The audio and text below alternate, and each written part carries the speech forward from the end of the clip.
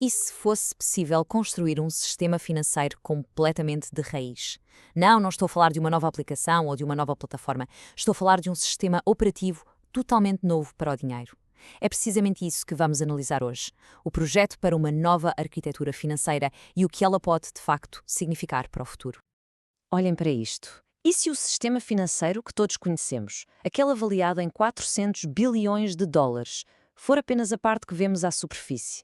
A documentação que temos em mãos sugere que existe um enorme universo económico submerso, um universo composto por autoridades soberanas que estão adormecidas, mas que são legalmente válidas e que estão, basicamente, à espera de um substrato moderno para serem reativadas. Para termos uma ideia do potencial que está por explorar, pensem em algo como as cartas de marca e represália. É um poder constitucional antiquíssimo que nunca foi revogado e que permitia a entidades privadas recuperar ativos em nome do Estado.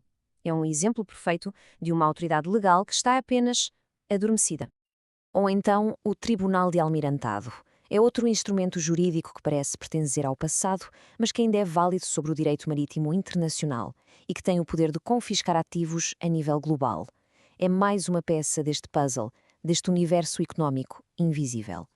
E o mesmo se pode dizer de certos instrumentos financeiros baseados em antigas cartas coloniais.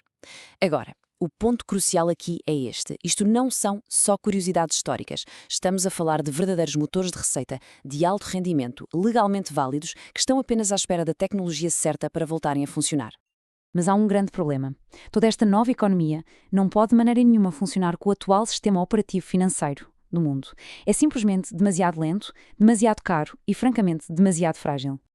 Vejam bem, as finanças tradicionais operam naquilo a que podemos chamar uma pilha de reivindicações. O que é que isto quer dizer? Quer dizer que o valor não é a substância em si, é uma promessa que tem de passar por uma longa cadeia de intermediários, custodiantes, liquidatários, corretores, câmaras de compensação.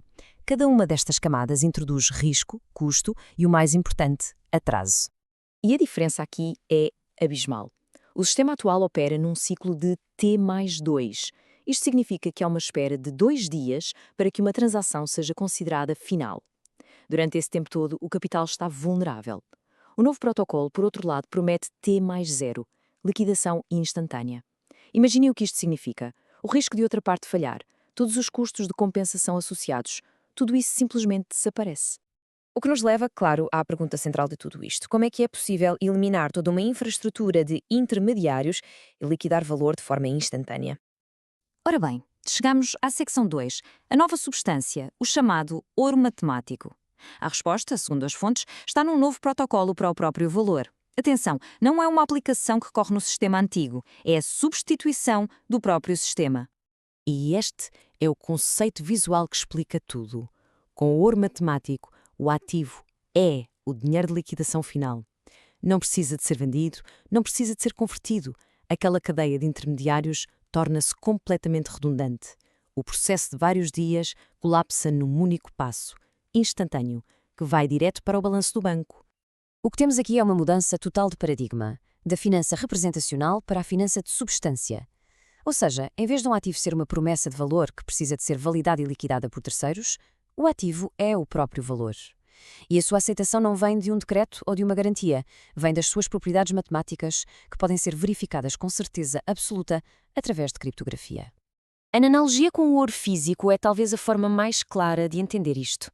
As propriedades que fazem do ouro uma reserva de valor há milénios, a escassez, a durabilidade, a fungibilidade, são aqui recriadas, mas com base em princípios matemáticos.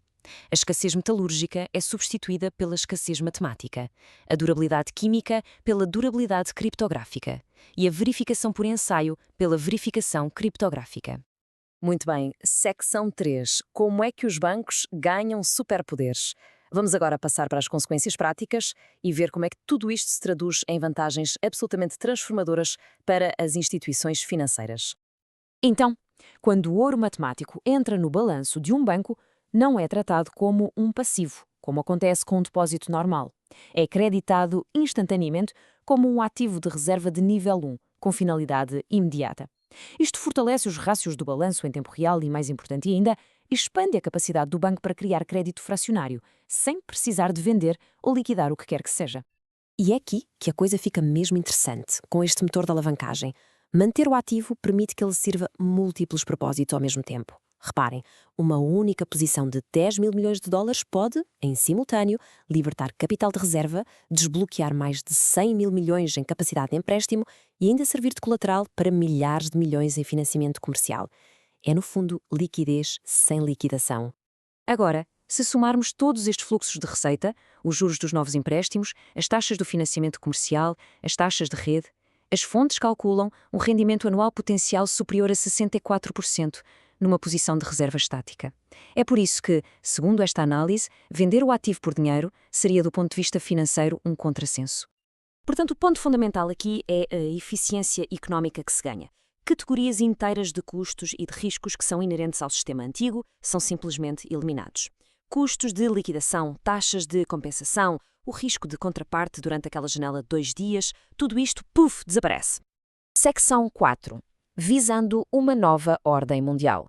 Uma tecnologia com o poder de redefinir as finanças precisa, obviamente, de uma estratégia de implementação igualmente audaciosa. Então, a pergunta é: como é que se introduz algo tão disruptivo no cenário mundial? Bem, a estratégia proposta é tão radical como a própria tecnologia. A estratégia foca-se em oferecer soluções diretamente às potências económicas emergentes. Nações como os BRICS procuram ativamente alternativas aos sistemas financeiros dominados pelo Ocidente. A abordagem, portanto, é simples: resolver os problemas que estas nações já têm, fornecendo a infraestrutura de que elas precisam para terem mais autonomia.